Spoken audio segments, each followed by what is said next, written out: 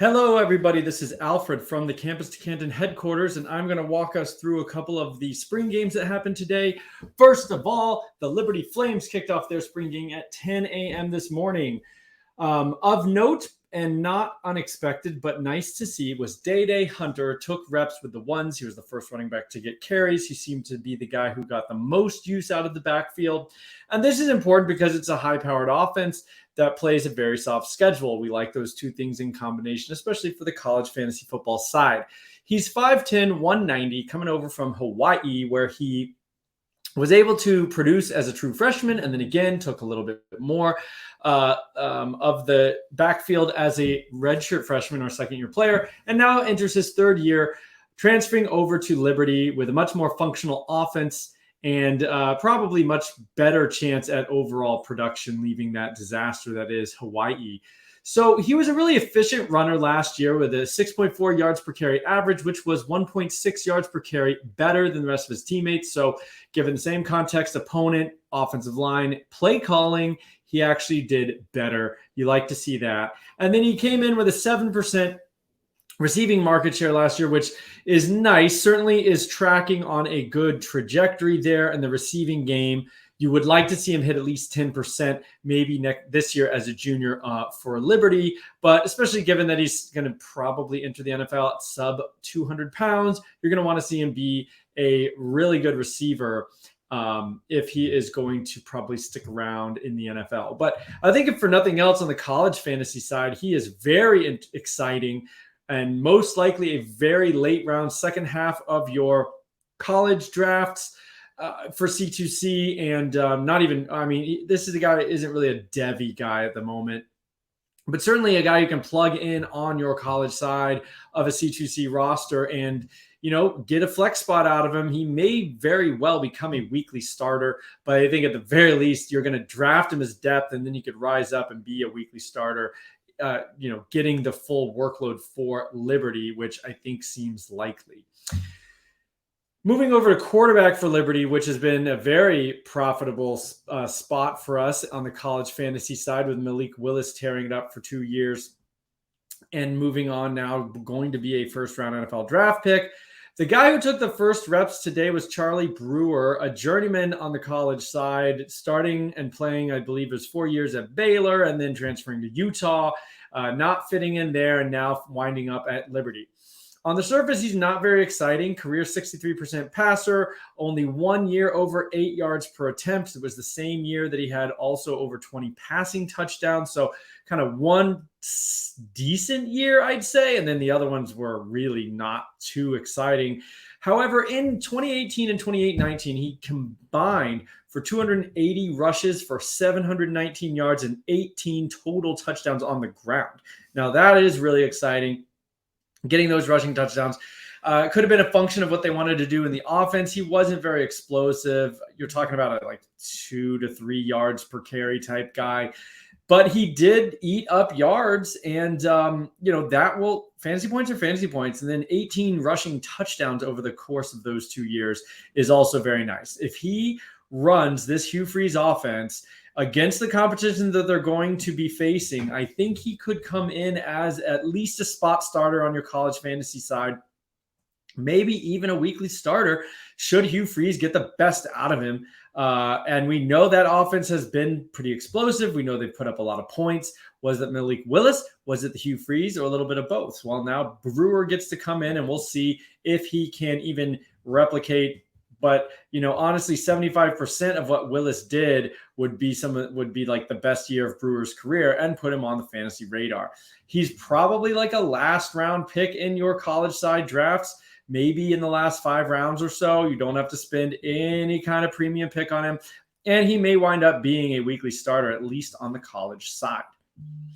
The disappointing thing was that Kaidon Salter, who was a 4-star guy, went to Tennessee originally, got removed from the program and wound up at Liberty. An exciting dual threat, fairly highly rated recruit, but he could not beat out Brewer, clearly running with the second team today. And, he may develop over time, but, we like to see these guys, especially at the G5 level, really take charge and be good right away at the G5 level. You really do, I think, need to be good right away at that level. He can't beat out Brewer, who's like a 6th-year senior. I have some major concerns. If you're holding on to Salter at this point, you might really look to move him, or, he may be on the bubble of even being rosterable right now. Turning the page and going over to the Boston College spring game, we had Phil Jurkovec coming back from his wrist injury. He injured his throwing hand last year in September and never returned, really tanking the season for Boston College. And a lot of the, goals I think that they had last year, unfortunately, went with Jurkovec to the bench. But he came out, he looked good. Some of the reports said he looked, as smooth as ever, which is kind of interesting. I mean, I guess relatively speaking, I've never thought Jurkovec looked that good as a quarterback, in terms of the motion and being crisp and all that. But he gets the job done. And he's been one of the better QBs that Boston College has had in a long time. So he certainly is their number one QB. The team is going to go as far as he can take them, in my opinion. He ran for about 300 yards in limited action last year, before the injury. And so he can certainly contribute on the ground. And we like that for fantasy. I'm not sure he's a starter for college fantasy, just because you really do need a lot of points and a high ceiling. I don't think he does that, partly because of just Boston College and the type of offense that they're going to run. Some people think he's a pro prospect. He's already rostered in your leagues, but if you're doing a startup, he's back, he's healthy, he's cleared for contact, all that good stuff. So if you liked him, then draft him with confidence in terms of just he's going to play. Personally, I don't think I'll be drafting him where he's going. I personally don't see much of an NFL upside there, or even a college fantasy upside from a pure points perspective. Zay Flowers, I didn't hear a lot from him today. Didn't see any real updates that were glowing about him one way or the other. I don't care. That's not a problem. He's good. He's the wide receiver 1. He's going to command 30% of the offense. On the receiving side, he's going to get some running, some rush attempts, and he's going to be their most dynamic offensive weapon. There's almost no question about that.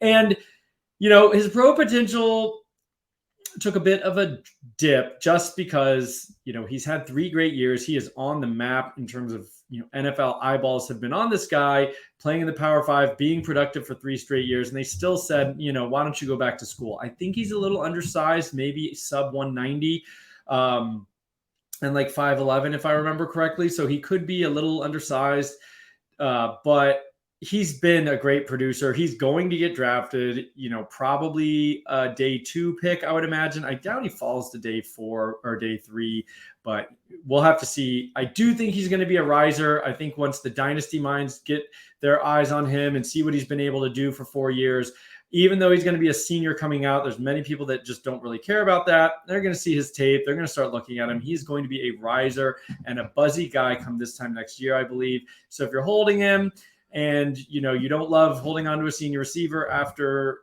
they hit the pros, then you can probably flip him next year, when I do think his value will rise. Now we get to some interesting stuff. Xavier Coleman, a redshirt freshman running back, kind of a mighty mite, 5'7", 179. So he's certainly undersized, but this guy really popped for me. He was one of my top 10 3-star running backs last year, because he looks like he's a very dynamic athlete and can do a lot of things. He can run the ball, of course, but also a contributor in the passing game and possibly the return game. He basically redshirted last year, despite looking good last spring as an early enrollee, but he didn't play much during the season.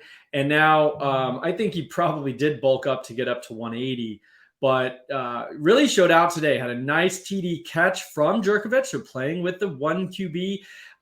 And Jurkovec rolled out to the outside, threw it across his body back to Coleman, who took it and beat a guy to the end zone on the opposite side of the field. He also, I know, had at least 2 other catches. They don't really put out stats for these games at least not quickly, but he had at least 2 other receptions. So that's 3 receptions at the bare minimum for Coleman today. And I think he's going to be a nice dual threat weapon for the Boston College offense. Looks like they've been trying to get this kind of guy.